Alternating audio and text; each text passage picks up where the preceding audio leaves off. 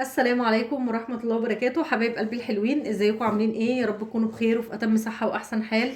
اللهم صل وسلم وبارك على سيدنا محمد وعلى اله وصحبه وسلم. فيديو جديد ان شاء الله. جبت طقم جديد وحابة ان انا اشارككم آه، بيه اوريه لكم. فان شاء الله باذن الله فيديو النهارده يعجبكم. لو اول مره تشوفي قناتي بتمنى تنوريني بالاشتراك في القناه وتفعلي زر الجرس على الكل عشان كل ما انزل فيديو جديد يوصلك بيه اشعار. بحبكم في الله ودمتم في حياتي اغلى واحلى اخوات وصحاب. يلا بينا نتابع فيديو النهارده، نشوف الطقم الجميل اللي احنا جبناه ده، نشوف محتوياته، وكمان هقول لكم ايه التعليمات اللي المفروض ان انت تعمليها قبل ما تستخدمي اي طقم جرانيت عشان تحافظي عليه اطول فترة ممكنة، وكمان عشان تاخدي منه افضل نتيجة. فتابعي معايا الفيديو وان شاء الله برضو هقول لكم الجروب اللي انا جبته منه، وكمان هقول لكم سعره في نهاية الفيديو. يا رب فيديو النهاردة يعجبكم، تابعي معايا الفيديو للاخر وان شاء الله باذن الله تستفيدي منه. يلا يا حلوين كده نشوف الطقم بتاعنا. اول حاجة الطقم بتاعنا من نيوكلاين. نيوكلاين معروفة بقى لها فترة في السوق، كمان اصدرت يعني عملت اصدارات حلل كتير. فالاصدار اللي انا جبته هو الاصدار المربع، بصراحة عجبني شكله جدا. آه، جبت الحجم الوسط، مش يعني ولا الكبير ولا الصغير قوي. عدد الطقم ده 9 قطع، طبعا في اكبر وفي اقل، فانا جبت عدد 9 قطع اللي هو عبارة عن اربع حلل بمقاساته، وكمان معاه جريل. فان شاء الله باذن الله هوريه لكم كده واحده واحده، واوريكم مكونات الكرتونه. اول حاجه الكرتونه بتاعته زي ما قلت لكم تقيله جدا، يعني رفعتها قبل ما اصور عشان اعرف ان انا ارفعها على الترابيزه. التغليف بتاعه برده حلو ما شاء الله، اللهم بارك. افتح الكرتونه وارجع لكم. اول حاجه كده يا بنات، اول ما بنفتح الكرتونه بنلاقي اول حاجه شهاده الضمان. تمام، الضمان بتاعه 3 سنين، وطبعا الضمان مهم جدا، لازم تشيليه وتحتفظي بيه عشان هو ده اللي هيبقى يعني ضمان لاي حاجه تحصل للطقم بتاعك لا قدر الله، يعني والضمان للعلم ان هو ضد عيوب الصناعه مش لسوء الاستخدام. تمام، هعرفكم برضو في الفيديو ده ان شاء الله ايه الحاجات اللي تاخدي بالك منها عشان تحافظي على الطقم بتاعك اطول فتره ممكنه، وكمان إيه الخطوه المهمه جدا اللي لازم تعمليها لاي نوع حلل جرانيت بقى انت جايباه ايا كان هو ايه، عشان تاخدي منها افضل نتيجة وتحافظي عليها اطول فترة ممكنة. فاول حاجة بتبقى موجودة في الكرتونة وهو الضمان، وزي ما قلت لكم الضمان بيبقى الضمان بتاعه 3 سنين. تمام، هنخرج اول حاجة كده شهادة الضمان، وتعالوا نقول بسم الله كده ونشوف مكونات الطقم بتاعنا عبارة عن ايه. اول حاجة الطقم بتاعنا اربع حلل بمقاساته. الطقم بتاعنا 4 حلل بمقاساته. هطلع كل المحتويات الكرتونة، وبعد كده هرجع لكم تاني عشان اوريكم قطعة قطعة. ورجعنا تاني كده يا بنات مع بعض. دي محتويات الكرتونة بتاعتنا، 4 حلل بالمقاسات. اول مقاس فيها 30 او اكبر مقاس فيها 30، والمقاس اللي بعد كده 24، والمقاس اللي بعد كده 22، واصغر مقاس فيها وهو مقاس 20. كمان معايا الجريل، والجريل ما شاء الله مربع حجمه 30 في 30، فما شاء الله اللهم بارك، يعني حجمه حلو ومناسب. هي دي محتويات الكرتونة. تمام، وزي ما قلت لكم الطقم ده فيه منه عدد اكبر من كده وفيه منه العدد اللي انا جايباه. فانا بالنسبة لي العدد ده حلو جدا ومناسب، يعني انا مرضية جدا بيه. هو ده اللي انا محتاجاه ومش محتاجة اكتر من كده. فطبعا كل سنة وانتم طيبين، داخل علينا الشهر المبارك، وهي دي بقى حلويات الشهر الكريم، يعني رمضان كده هل علينا كده بالخير والبركة والرزق الواسع. فانا بصراحة كان نفسي اجيبه بقالي فترة طويلة، والحمد لله الحمد لله ربنا كرم واراد ان انا اجيبه في التوقيت ده في دخلة رمضان. فان شاء الله باذن الله هفتح الكراتين كده كرتونة كرتونة معاكم، وهوريكم شكل الحلل من جوه، وبرده هنكمل باقي الفيديو مع بعض. تعالوا نفتح بقى مع بعض اكبر مقاس فيها، اكبر مقاس في الحلل وهو مقاس 30. اول حاجة عجبتني جدا التغليف. كل حله من دي متغلفه كويس كده زي ما انتم شايفين، وكمان الغطا بتاعها متغلف كويس جدا ما شاء الله اللهم بارك، حجمها حلو قوي. اوريكم كده واحده واحده.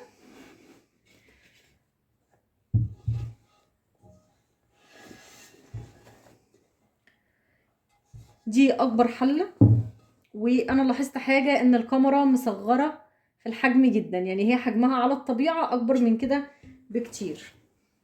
دي اكبر مقاس فيها. اولا انا جبت اللون الاوشن الغامق ده، يا رب يبقى ظاهر معاكم لونه في الكاميرا.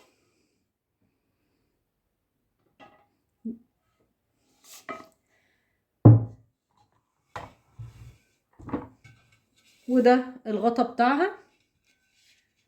اول حاجه بقى عجبتني في الغطا في فتحات التهويه زي ما انتم شايفين كده، شكل الايد المقبض كده بتاعها، الشكل الخشبي طبعا اللي عايزه الحراره.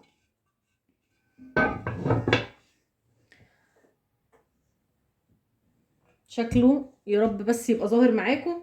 كمان كل حله من دي جاي معاها الماسك السيليكون بتاعها. طبعا الماسك من جوه خشن جدا بالشكل ده عشان يمنع ان الحله تتزحلق منك وانتي ماسكاها او اي حاجه، فده طبعا بيمسك في الجزء ده كويس جدا، يمنع الانزلاق. بنركبه بالشكل ده، وبنركب الجزء التاني بالشكل ده.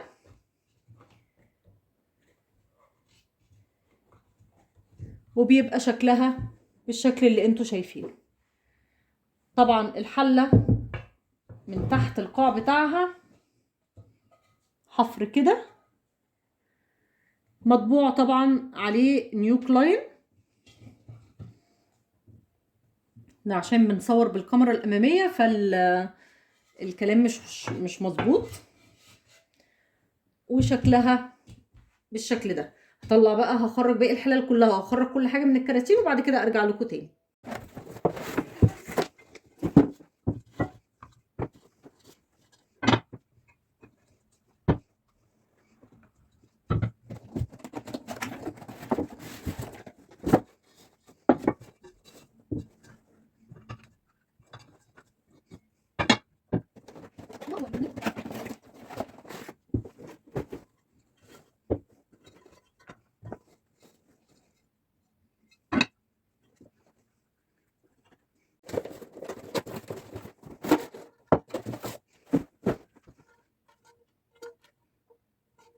تعالوا بقى نشوف الجمال ده مع بعض. انا خرجت محتويات الكرتونه زي ما قلت لكم، هو 4 حلل بمقاساته 30 24 22 20، كل واحده معاها 2 ماسك بالشكل ده.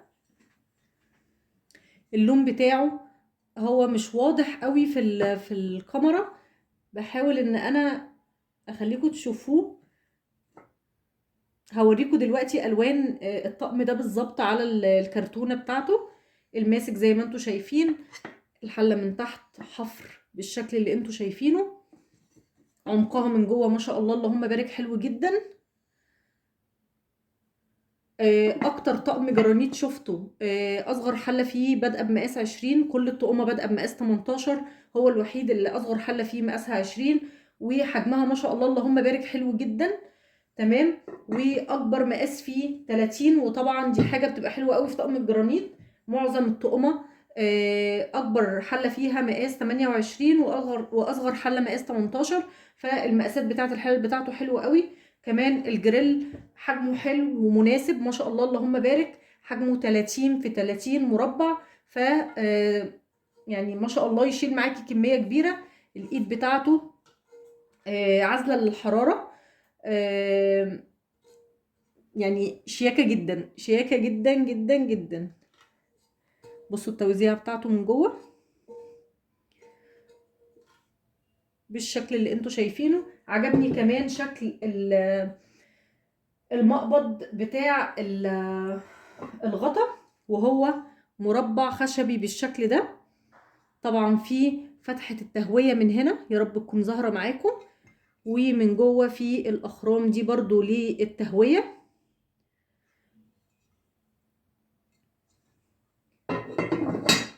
هو الطقم زي ما انتم شايفين. تعالوا بقى نقول قلت لكم المقاسات بتاعه الحلل ومقاس الجريل. تعالوا بقى نقول التعليمات اللي لازم ان انتي تتبعيها عشان تحافظي على الطقم بتاعك اطول فترة ممكنة. بس خلوني الاول اوريكم الالوان بتاعة الطقم على الكرتونة بتاعته. تعالوا يا حلوين كده اوريكم الالوان بتاعته على العلبة عشان تكون اوضح ليكم. اللون الازرق والموف القلاب والاخضر قلاب، وكمان الاحمر واحمر قلاب وازرق قلاب وذهبي واسود وفلامينجو. تمام. وانا اخترت اللون الموف القلاب، يا رب بس يكون ظاهر معاكم في الكاميرا. تعالوا بقى نشوف جبت ايه تاني معاه. بس الاول انا حابه اقول لكم الاول التعليمات عشان نبقى ماشيين بالترتيب كده. اقول لكم التعليمات يعني اللي لازم عشان تحافظي على الطقم بتاعك ان انت تتبعيها. اول حاجه لازم تعمليها اول ما بتجيبي طقم الجرانيت، وهي ان انت تعرفي كده كام خطوه لازم تتبعيها. طقم الجرانيت اول ما يعني قبل ما تستخدميه اول استخدام، في خطوه مهمه قوي لازم ان انت تعمليها، وهي ان احنا هنجيب معلقه من الزيت. معلقه من الزيت اول حاجه طبعا هتغسلي الطقم بتاعك عادي بالميه والصابون. تمام، يعني هتغسليه بسبونشه كده مخصصه للجرانيت او السيراميك او الحاجات دي، يعني عشان ما يتجرحش معاكي. يعني مش هتدعكيه بسلكه، هتغسليه عادي بميه وصابون كده وسبونشه كده. وبعد ما تغسليه هتبتدي ان انتي تنشفيه، ما ينفعش تسيبيه مبلول. تمام، وما ينفعش ان انتي تنشفيه على النار. بعد ما تغسليه نشفيه كده بفوطه نظيفه. وبعد كده اول خطوه لازم تعمليها مع اول استخدام للحلل بتاعتك، وهي ان احنا هنجيب معلقه من الزيت، معلقه واحده كده من الزيت العادي بتاع الاكل، وهنبتدي بمنديل او بقطن او باي حاجه، وهنبتدي ان احنا نمسح الحله كويس جدا من جوه. هنمسح جوانب الحله وقاع الحله كويس جدا من جوه. تمام، دي اول خطوه هتعمليها. وبعد كده استخدمي الحله بتاعتك على طول، يعني بعد ما تعملي الخطوه دي استخدميها على طول. تمام، دي كده اول خطوه. تاني نقطه مهمه لازم ان انت تعرفيها، ممنوع تماما ان انت تعلي النار على الطقم، يعني الحله بتاعتك وهي على النار ممنوع ان النار تكون عاليه تطلع معاكي على جوانب الحله. ممنوع الكلام ده، ممنوع تماما. لازم في تحت القاعده بتاعتك النار تكون في الاطار ده، يعني ما تعديش الاطار ده. ما ينفعش تكون مقاسه الحله صغير وتحطيها على اكبر عين عندك على البوتاجاز، فتبقى النار خارجه بره الاطار ده او القاعده بتاعه الحله. فطبعا ده غلط، يعني غلط على الحله تماما. تمام، لازم النار تكون نار وسط في المنتصف. ثالث نقطه مهمه برضو لازم تعرفيها، وهي ما ينفعش ان تكون الحله معاكي سخنه او فضيتي منها اكل او غرفتي الاكل بتاعك منها وتشيليها على طول كده وتحطيها على في الحوض تحت الميه. ده طبعا غلط جدا. لازم تسيبي الحله بتاعتك تبرد تماما. خلاص فضيتي منها الاكل، غطيها وسيبيها على البوتاجاز تبرد تماما وما تبقاش سخنه. وبعد كده ابتدي ان انتي اغسليها بالميه والصابون، او لو عايزه تدخليها غسالة الاطباق مفيش مشكله، ممكن تدخليها عادي جدا. اخر خطوه في الحفاظ على الحلل بتاعتك، وهي ممنوع ان انتي تسيبي الاكل فيها مده طويله. ممنوع ان انتي تدخلي بيها اكل التلاجة عشان تحافظي على الحلل بتاعتك اطول فتره ممكنه. يعني استخدميها، اعملي فيها اكلك عادي جدا. وبعد كده بعد ما تخلصي يومك وخلاص خلصتي، في علبة بقى تلاجة، في لو مثلا حاجة هتدخل الفريزر، في أكياس تلاجة أو في علب تلاجة، وشيلي أكلك من الحلل على طول. يعني مش حلو ان انت تركني الأكل فيها، ده بيأثر من عمر الحلة بتاعتك. هي دي كانت كل المعلومات اللي أنا قدرت ان أنا أفيدكم بيها وأفيد نفسي بيها معاكم، فيا رب تكونوا استفدتوا منها.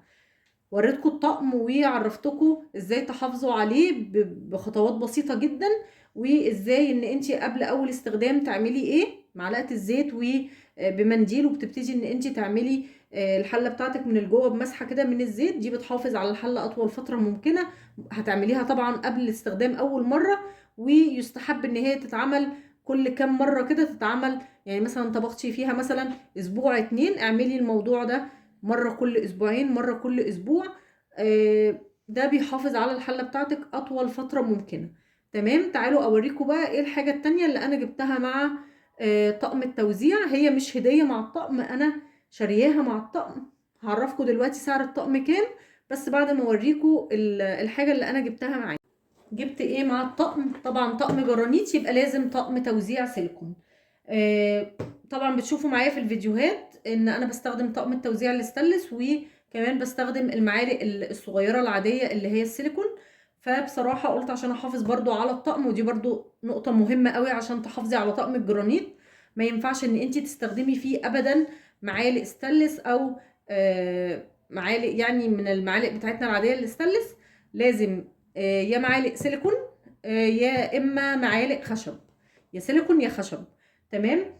فانا لقيت الطقم ده برضو موجود في نفس المكان اللي انا جبت منه طقم الحلل، فبصراحة حبيت شكله جدا. هوريه لكم دلوقتي. هو شكله اهو. تمام. ليه الوان كتير ودي الوانه. دي الالوان بتاعته. انا اخترت اللون الجراي. تمام. تعالوا نفتحوه مع بعض ونشوفوا عدد القطع بتاعته، ونشوف شكله، كمان نشوف الخامة بتاعته. هي الخامة بتاعته ما شاء الله اللهم بارك حلوة جدا.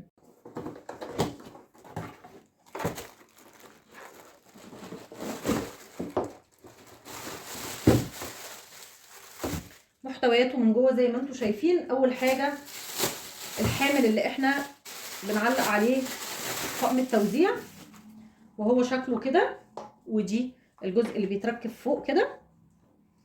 طبعا من تحت احلى حاجة عجبتني فيه ان هو فيه كاوتشة كده، عشان طبعا لو حطاه على الرخامة بتاعتك او حاجة ما يتزحلقش كل شوية ويقع. القاعدة بتاعته حلوة يعني مدورة عشان تساعد الطقم ان هو يبقى متزن كده.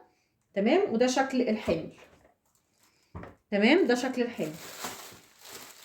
طقم التوزيع بقى عبارة عن كام قطعة؟ طقم التوزيع عبارة عن 6 قطع.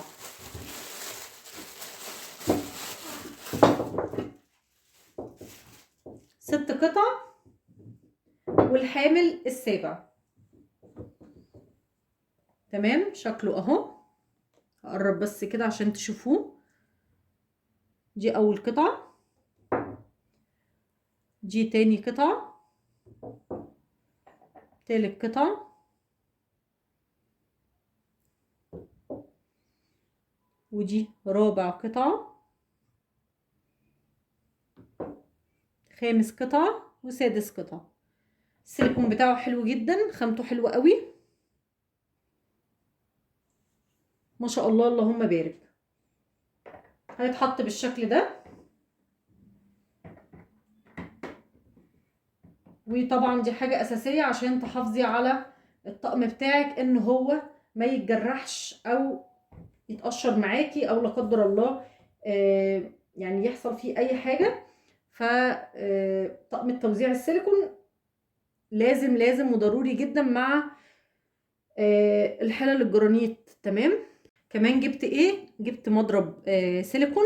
طبعا عندي المضرب الاستانلس، فمش هينفع ان انا استخدمه في الحلل الجرانيت عشان برضو هيتعامل معاملة برضو الاستانلس، المعالق الاستانلس. فجبت المضرب السيليكون ده. شكله اهو. تمام. كده فرجتكم على الحاجة اللي انا جبتها. تعالوا بقى واحدة واحدة كده اقول لكم الجروب اللي انا جبت منه الحاجة دي، وكمان اعرفكم سعر كل حاجة. سعر الطقم ده يا بنات سعره 6000 الا 100. تمام. وسعر طقم التوزيع 600 الا 20، يعني 580 جنيه سعر طقم التوزيع. والمضرب السلك ده الجميل الصغنون ده سعره 45 جنيه. تمام. دي كده انا عرفتكم كده الاسعار، وكمان عرفتكم المكان اللي انا جايبه منه الطقم، طقم التوزيع وطقم الحلل. فبتمنى يا رب فيديو النهارده كده يكون عجبكم. يا رب يكون عجبكم، واشوفكم دايما على خير في فيديوهات جديده وفيديوهات متنوعه. واللي لسه ما عملش اشتراك في القناه اتمنى ان هو ينورني بالاشتراك في القناه عشان تشجعوني اكتر واكتر اعمل لكم فيديوهات حلوه كتير. واللي لسه بتابع الفيديوهات في صمت، نوروني يا بنات بالاشتراك. القناه حلوه ومتنوعه وبنعمل افكار مع بعض كتير اقتصاديه، وبندبر وبنوفر في البيت، وكمان باقل كده التكاليف بنعرف نشتري كل اللي نفسنا فيه للبيت. فبتمنى يا رب الفيديو يعجبكم، وكمان بتمنى يا رب القناة يعني تكون عند حسن ظنكم. واشوفكم دايما بقى على خير في فيديوهات جديدة، ومع ألف سلامة.